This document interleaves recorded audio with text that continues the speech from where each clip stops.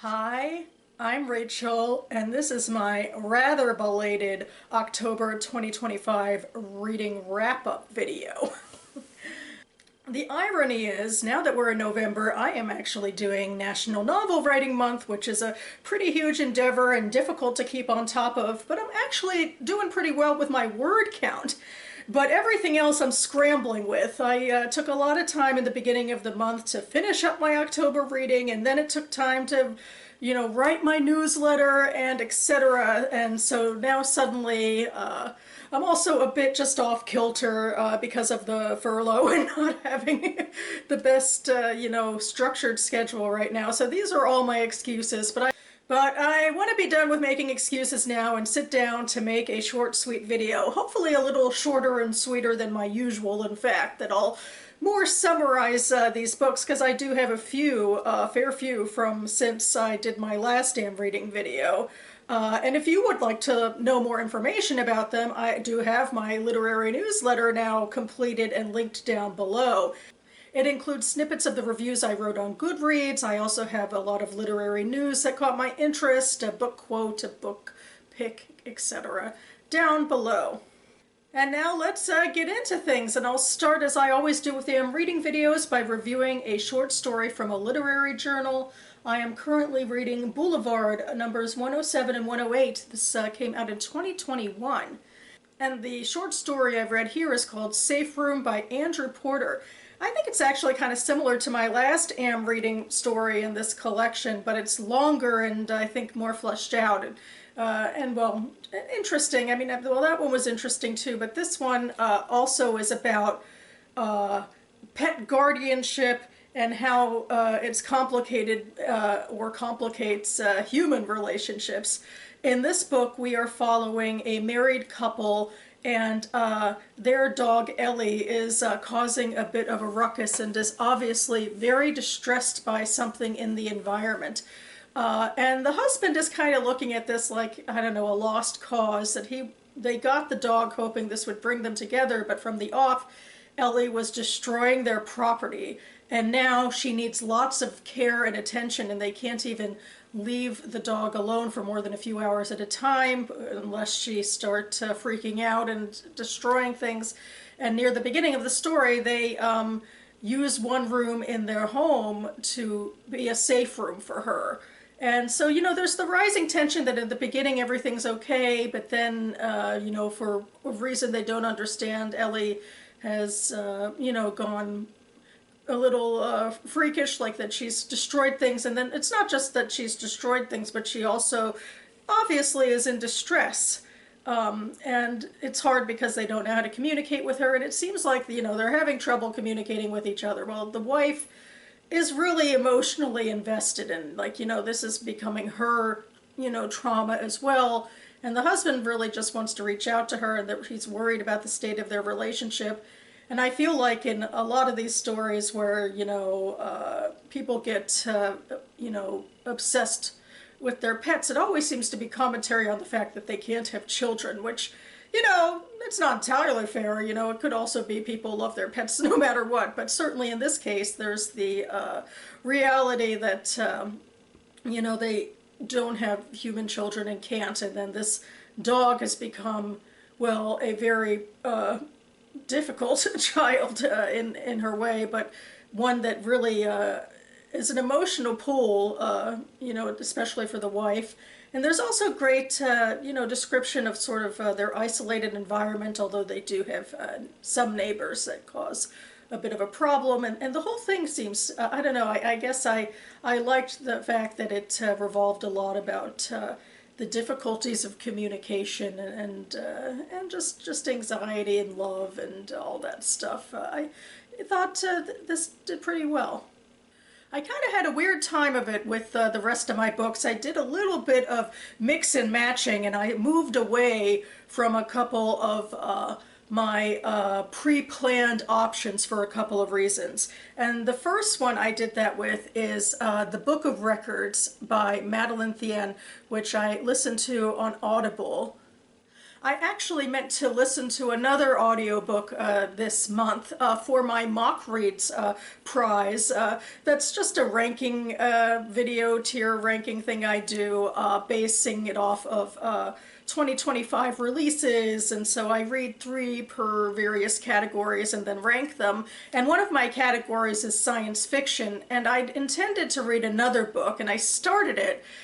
And I just couldn't get past the fact that it was mismarketed. I think technically what happened is I saw a very early uninformed take on what the book was about, and they were kind of extrapolating from the fact that this author had written science fiction before to say that this obviously epic fantasy novel was science fiction.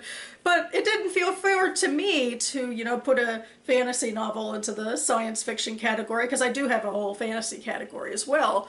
And so then the only other book that was available to me that I had put in my science fiction mock reads list was The Book of Records, which I think it's a really interesting book. I was a little nervous about it because I knew it would be high on philosophy, and it is high on philosophy.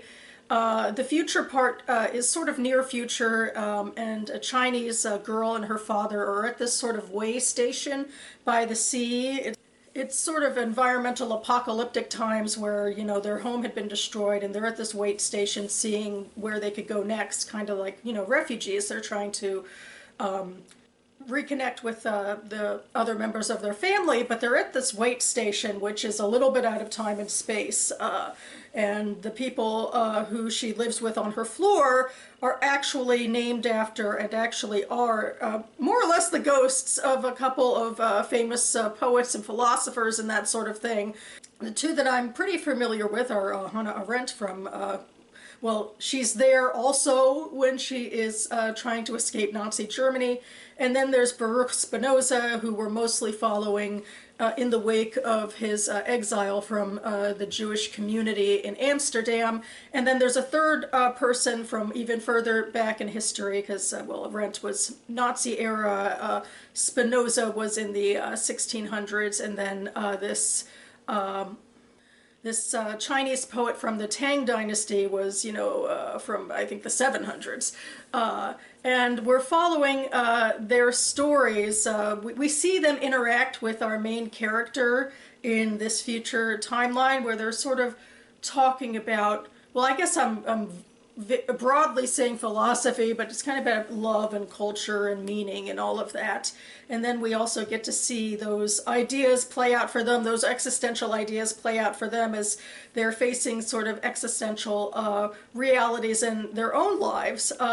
And I did find those parts easier to follow in the past storylines, especially for the characters, frankly, I knew a little better. I had a lot more trouble sort of caring when it came to the future storyline and that narrator, and it's just, you know, by that point it was too much talking and not enough actual substance, I think, for me, and character growth, which is really what I come to fiction for. But I do think, especially the Spinoza storyline and sort of diving into how he dealt with sort of the personal exile from a community he loved, although he also disagreed a lot, you know, with the status quo norm. But I think that intrigued me the most. So anyway, I think on an academic level it was really interesting. You could go to the back of the book, and Thien wrote down basically all the ways that she used the actual writings from these historical figures to craft these storylines for them, and that's really fascinating in an academic way, but I feel like in a personal, emotional way of connecting to literature, this didn't fully work for me. My next and final audiobook for the month is Severance by Ling Ma. This was one of my top of the Goodreads picks, meaning that it's been on my Goodreads TBR for so long it made it to the top of the list, and I had a resolution this year to skim that off, you know, to skim off the top books. And this one surprisingly worked better for me than I thought it might. It's the sort of literary dystopian novel where sometimes I have problems. It's too much style over substance for me. Their world building always strikes me as a bit weak.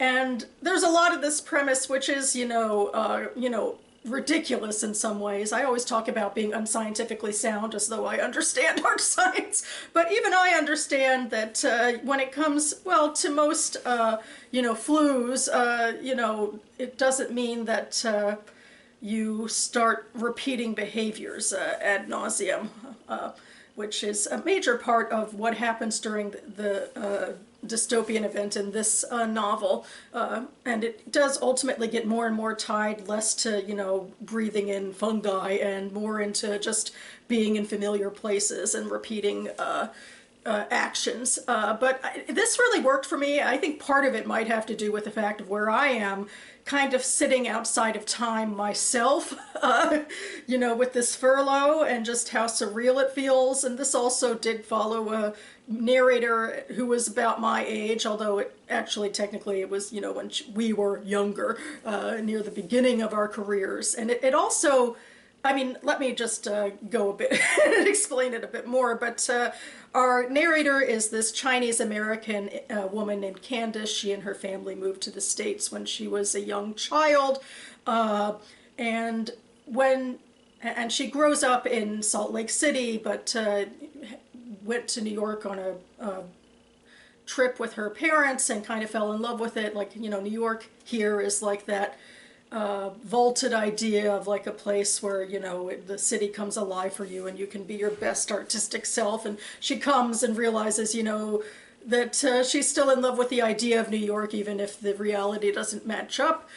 She ultimately gets a job thanks to connections through a lover in this sort of corporate company where they are finding vendors to create specialty books for their clients, and usually that does rely on finding overseas vendors with the cheapest workforce prices. So there's like a little bit of corporate capitalist ickiness about that. But the way that her work is described, it's just so explicit about what it means to have these types of tasks in a job. And I know Book Olive talked on BookTube a lot about how workplace realities aren't usually discussed in fiction, and this one it is, and that spoke to me as well as some. There's a monotonous reality just to the working life, which she gets into before this flu even starts, and that just spoke to me in my experience as well. And then the flu does ultimately, become a extinction level event. I think we're drawn to this post-apocalyptic fiction, like, even especially during COVID, even though, thankfully it wasn't that bad for us. But I think there's just that surrealness of being out of step with time and not really knowing what's going to come next. And in this case, Candace, she's orphaned, and I think a lot of this actually is the author's commentary on what it feels like not to have a home anymore because of her immigrant status and because her parents are no longer here, and all of her friends and lovers are, have fled. But she kind of clings to this job as part of a skeleton crew, even as the city is emptying out because this, flu is an extinction level event. But it's commentary then on, I think it's commentary on what remains and sort of the tragic beauty of sort of these end times, because this city had such life and promise, and now it's, largely starting to fall apart, and a lot of the people who are still there are just people with nowhere left to go, or they're fevered, which means that they're like doing their loops forever, even as they sort of slowly die because they're, also not taking care of themselves. And then there is another storyline that's the more stereotypical post-apocalyptic storyline where, she ultimately does leave New York, and she comes across this band of survivors, and as always, there's sort of a charismatic leader who takes over and becomes more and more deranged. But, I do feel like Ma also gave all of that character and all of the characters a fair bit of dimension. So I'm rambling when I said I wouldn't, but I feel like the ways that she discussed the monotonous reality of everyday life and how and how the realities don't live up to fantasy even before the flu, and then how the flu kind of strips everything bare to what it means to be human. It spoke to me more than I thought it would for literary dystopian fiction. I think she did a pretty good job with it, and I also think I was in the right place to be reading this book. On to my physical books, I read LECH by Sara Lippmann. This was my Raid the Shelves pick for a big book haul I did in 2024, where I'm whittling down, reading one book per month. And this is definitely literary fiction, very insular, and it's following a variety of characters in a Borscht Belt community that they're so kind of stuck in their own lives that, and their own traumas that they're, barely interacting with each other. And I think she was trying to make a statement about, sort of self-absorbed living where you're, in communication with one another but not quite understanding each other. And so these are a bunch of friends and lovers and neighbors from this community, and they all have their own sort of traumas. Like one is escaping into the countryside after an abortion that, is tugging at her, and also just, family stuff is tugging at her. And then one of them is sort of a sleazy, questionable, but kind of likable real estate agent. And then her young adult child is dealing with some trauma and wanting to escape.